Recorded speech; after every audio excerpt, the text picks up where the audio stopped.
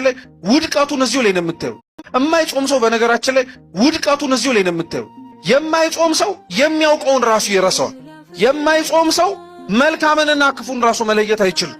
የማይጾም ሰው የለበሰውን የብርሃን ልብስ ተገፎለት የሞተ ሬሳ የሚባል ቁርበት የሚለብስ ሰው ነው። የማይጾም ሰው ከሚኖርባት ከገነት ተዋርዶ ወደ ምድር የሚወርድ ነው። የማይጾም ሰው ገነትን ብቻ ሳይሆን እግዚአብሔርንም የሚያጣ ነው። እህል ብቻውን የሚያጸድቅም እህል ብቻውንም የሚያስኮንን ነገር አይደለም። ጾም አብረው ከሌሎች ነገሮች ጋር መተሳሰር አለበት። ጾም የሰውነትና የሆድ መራብ ብቻ ሳይሆን የስሜት ሕዋሳቶቻችንም ከእግዚአብሔር ጋር በጸሎት በስግደት በምጽዋትም ጭምር መገናኘት ነው። ቅዱስ ዮሐንስ አፈወርቅም ለዛ ነው ምግቦቻችሁን ጾም በገባ ቁጥር በምትለውጡበት ልክ ምን አለ እናንተም ብትለወጡ ይል። እውነቱን ነው። ጾም በገባ ቁጥር የኛ ጭንቀትና ራስ ምታት ስለምንለውጣቸውና መብላትና አለመብላት ስለምንችላቸው የምግብ አይነቶችን መጨነቅና መጠበብ ግን የነበረብን መጀመሪያ ስለ እግዚአብሔር ብለን ምን ያረግናቸው ነገሮች ላይ መተው የሚገባን ነገሮች ላይ። ሰው ብቻዬን እኔ ምን ተአምር አመጣለሁ ብቻዬን ብጾምና ብጸልይ ምን ለውጥ አመጣለሁ አይባልም። እግዚአብሔር ኃጢአተኞችን አይቶ እንደሚቀጣ ሁሉ ስለ አንድ ጻድቅ ብሎ ደግሞ በሀገር ላይና በወገን በቤተ ክርስቲያንና በሕዝበ ክርስቲያን ላይ የመጣን መዓትና መቅሰፍትም ጭምር ምን ማድረግ ይችላል?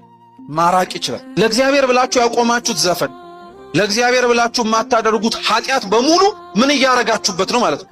እየጾማችሁበት ነው ማለት ነው። ሰው የሚያስብበት ልክም ጣሪያም መጠንም አለ።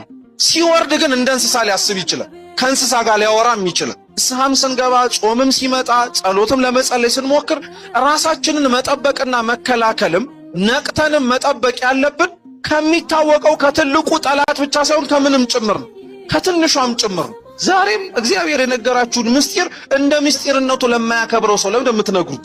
ሰይጣን በነገራችን ላይ እንድንሆንና እንድናደርገው የሚያዘን ነገር በሙሉ ለኛ የሚጠቅመን ቢሆን ኖሮ መጀመሪያውኑ አይነግረን። ሰውን የሚጥለው ሰውን ዝቅ እንዲል የሚያደርገው ትልቅ የሆነ ኃጢአት ብቻ አይደለም፣ የናቃት ምኗም ጭምር ነው፣ ትንሿም ኃጢአት ነው። እግዚአብሔር አያችሁና ያክል ቸር እንደሆነ ሁሉን ወስዶ አይደለም አንድ ነገር የሰጠን። ለኛ ሁሉን ሰጥቶ ለሱ ስንት ነገር ነው የወሰደው? አንድ ነገር ነው የወሰደው። በቃ ሁላችንም እንደ ራሳችን ሚዛን ነው የምንመዘነው። እየሰማችሁ ነው? እንደ ራሳችን ነው የምንመዘነው። ሰው ስራው እንግዳ ያስብለዋል። ሰው ንግግሩ እንግዳ ያስብለዋል። ሰው አዋዋሉ እንግዳ ያስብለዋል። የሔዋን ትልቁ ስህተቷ መጀመሪያ ስህተቷ ጆሮዋን መክፈትና መናገር ለማይጠበቅባት ሰው መክፈቷ። ስለዚህ ክርስቲያኖች አንደኛ እባቦቻችንን በሕይወታችን እንፈልግ። እኛ የናቅናቸው እኛ ትንሽ ነው ያልናቸው ይሄ ምንም ችግር የለም ዋናው ያንን ነገር አለማድረጌ ነው ያልናቸው ትናንሽ ኃጢአቶች እንደ ትላልቅ ኃጢአቶች ዋጋ ያስከፍላል።